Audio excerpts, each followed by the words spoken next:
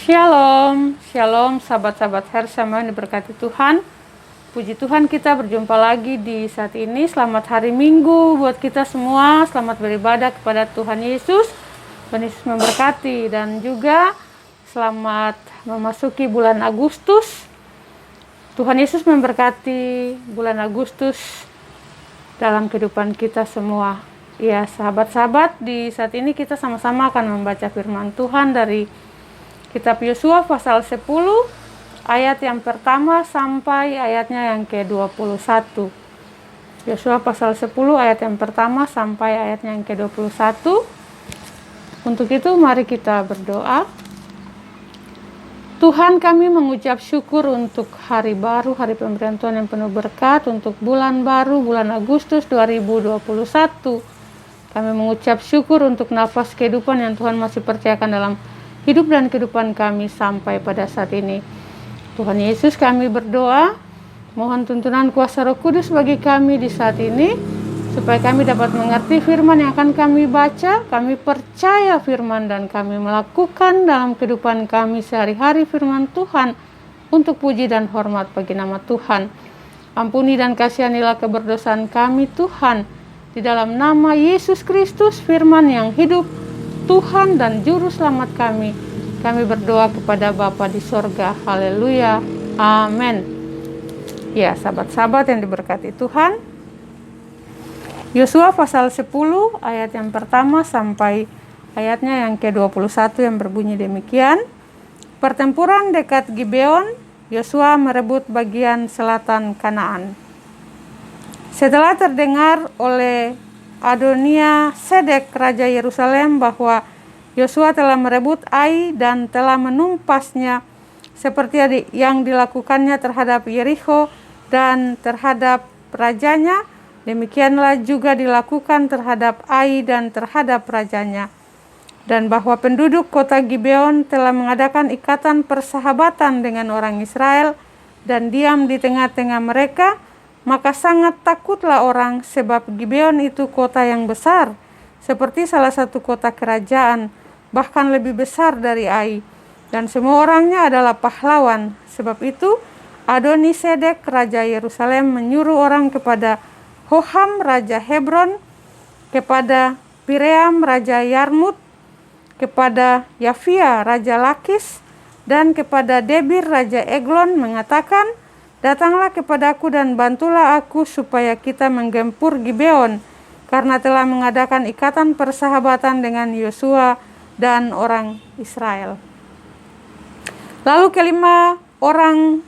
kelima raja orang Amori itu berkumpul dan bergerak maju, Raja Yerusalem, Raja Hebron, Raja Yarmut, Raja Lakis, dan Raja Eglon. Mereka beserta seluruh tentara mereka. Mereka berkemah mengepung Gibeon dan berperang melawannya.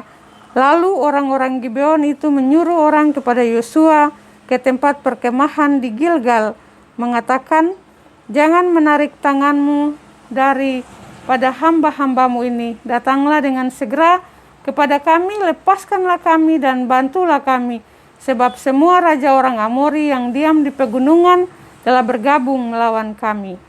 Lalu Yosua bergerak maju dari Gilgal, dia dan seluruh tentara yang bersama-sama dengan dia, semuanya pahlawan yang gagah perkasa.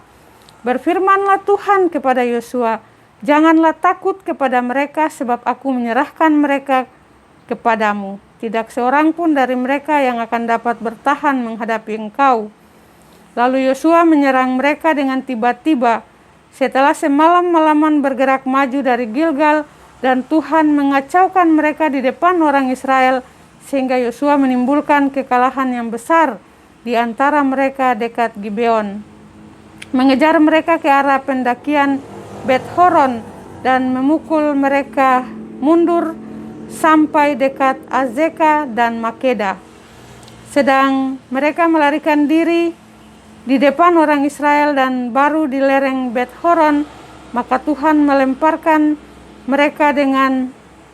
mereka dengan batu besar dari langit sampai ke Azeka, sehingga mereka mati. Yang mati kena hujan batu itu ada lebih banyak dari yang dibunuh oleh orang Israel dengan pedang. Lalu Yosua berbicara kepada Tuhan pada hari Tuhan menyerahkan orang Amori itu kepada orang Israel. Ia berkata di hadapan orang Israel, "Matahari, berhentilah di atas Gibeon, dan engkau bulan di atas lembah Ayalon." Maka berhentilah matahari dan bulan pun tidak bergerak sampai bangsa itu membalaskan dendamnya kepada musuhnya. Bukankah hal itu telah tertulis dalam kitab orang jujur? Matahari tidak bergerak di tengah langit dan lambat terbenam kira-kira sehari penuh. Belum pernah ada hari seperti itu, baik dahulu maupun kemudian, bahwa Tuhan mendengarkan permohonan seorang manusia secara demikian. Sebab yang berperang untuk orang Israel ialah Tuhan.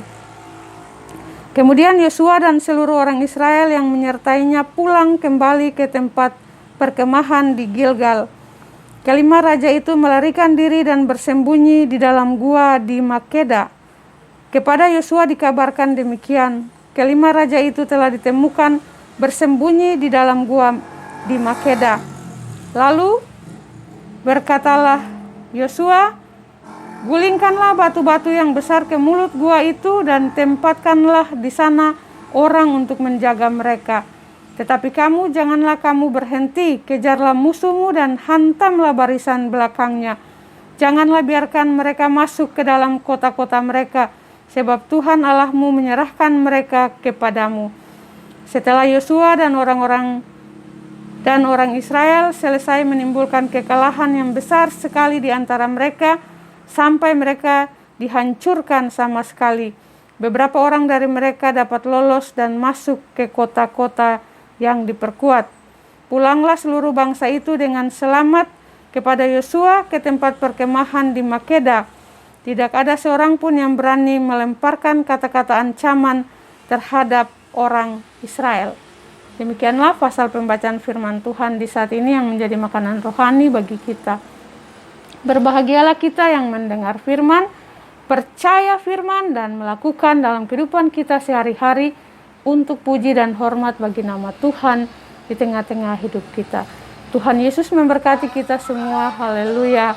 Amin. Ya sahabat-sahabat, selamat beristirahat di hari Minggu, hari Tuhan yang kudus ini. Selamat memasuki bulan Agustus. Tuhan Yesus memberkati semua yang kita kerjakan di bulan Agustus. Haleluya. Amin.